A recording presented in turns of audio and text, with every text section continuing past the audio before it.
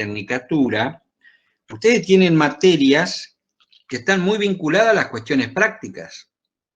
Tienen que hacer pasantías, ¿se entiende?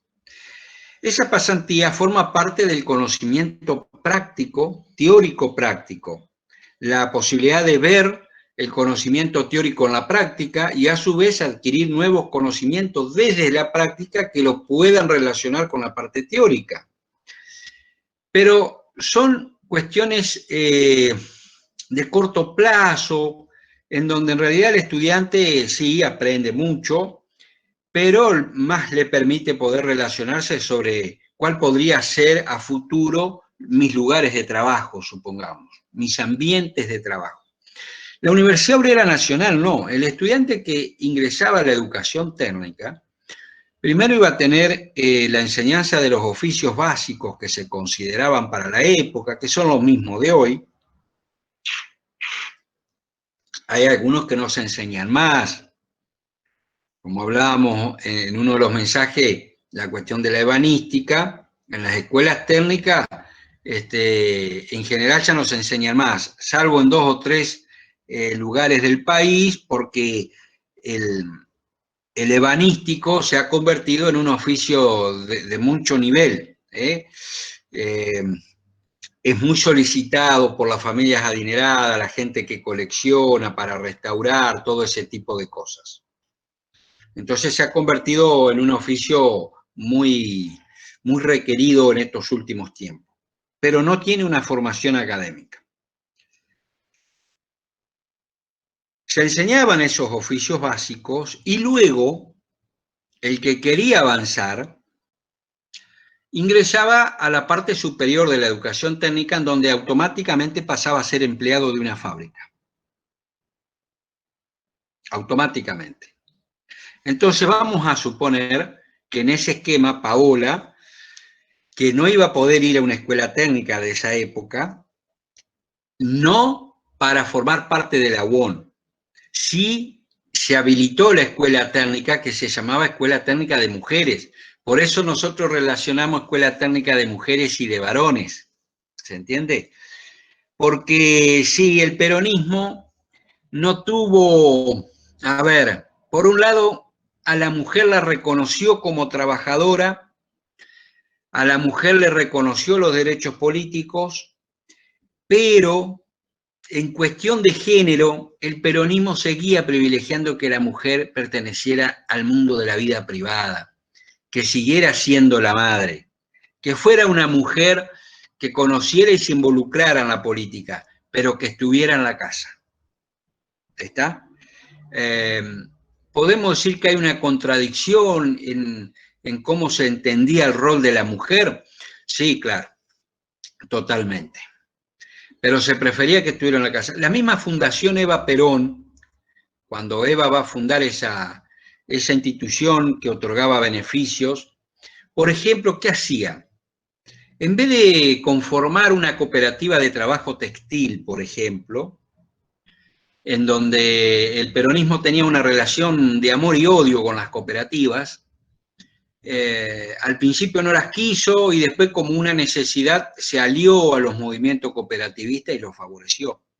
Pero en los primeros años, ¿qué prefirieron? Prefirieron darle la máquina de coser para que la llevara a la casa y que la mujer trabajara como costurera en la casa. ¿Se entiende? No que fuera una trabajadora en una fábrica textil, no que saliera de la casa. Tenían esa dualidad ahí, ¿viste? Por un lado le otorgaban derechos, le permitían, los derechos políticos fueron amplios porque le permitieron ser elegidas diputadas, senadoras, todo, pero a su vez las preferían en la casa.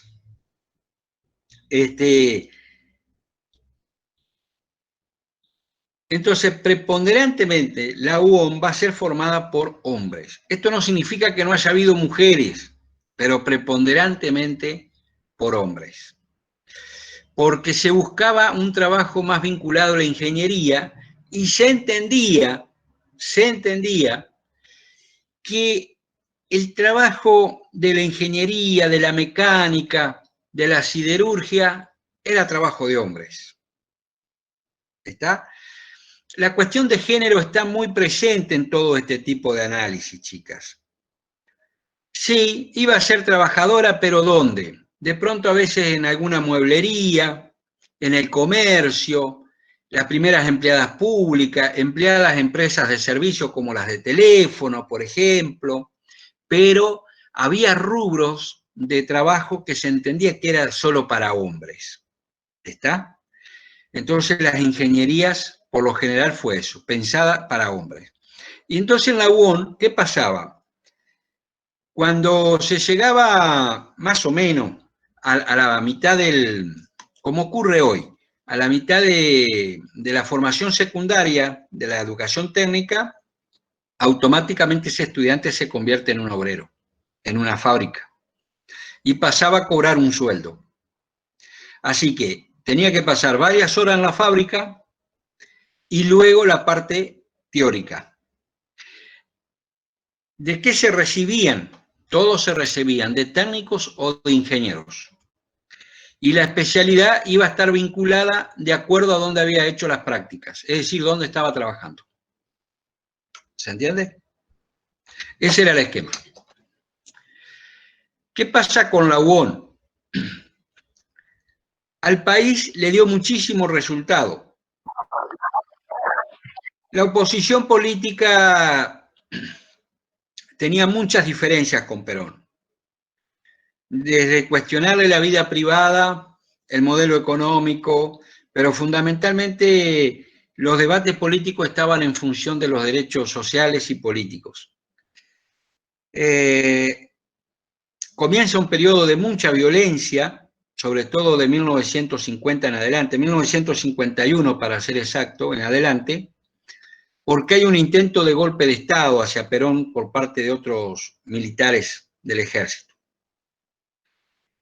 Ese intento de golpe de Estado a Perón le hizo tomar medidas mucho más fuertes, en algunos casos hasta medidas autoritarias, como cerrar diarios, por ejemplo, modificar varias cuestiones de la educación en donde una de ellas, que todavía perdura en la mente, en el imaginario, es el tema de los libros.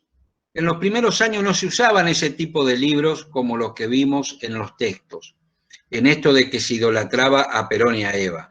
Eso se empezó a ver desde el año 51 en adelante, cuando Perón, después de ese intento de golpe de Estado, toma medidas más extremas para poder sostenerse en el gobierno. El mayor problema lo va a tener con la Fundación Eva Perón, porque esa fundación va a empezar a hacerse cargo de cuestiones que hasta ese momento se hacía cargo la Iglesia Católica. Por ejemplo, la administración de los hospitales, muchas cuestiones relacionadas a escuelas, colegios. Entonces, por ejemplo, para darles un ejemplo de acá de Gualeguaychú,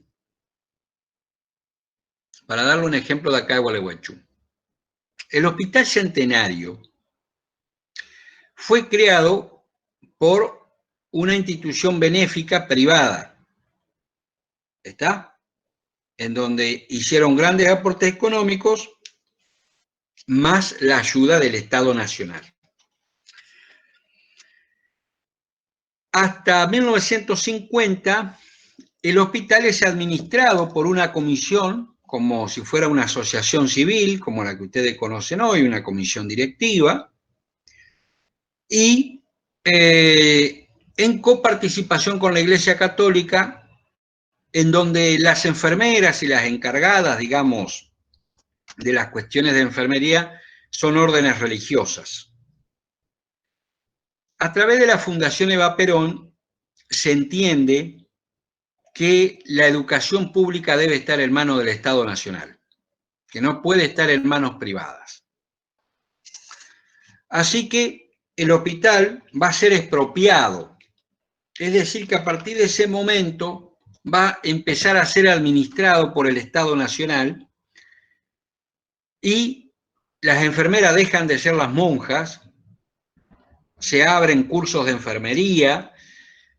Bueno, en estos últimos años se ha extendido más, pero en aquellos años se empezó a extender lentamente, ya existían los cursos y la carrera de enfermería.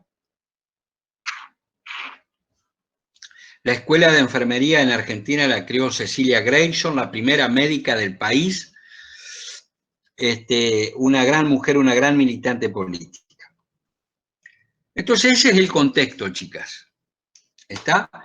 Y la Universidad Obrera Nacional tiene una gran influencia en la formación de